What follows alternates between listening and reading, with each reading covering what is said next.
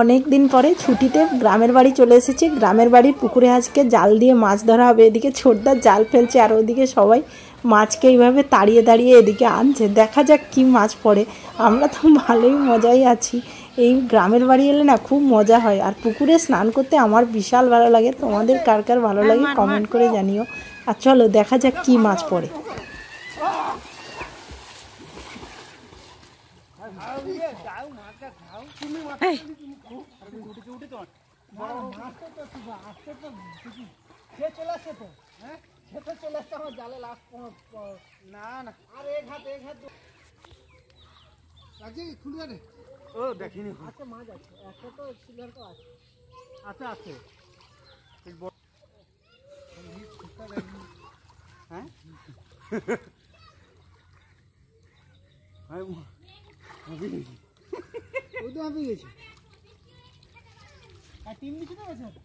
না টিম দিবেন, এবছর টিম দেওয়া যাবে না, পয়সা শর্ট আছে।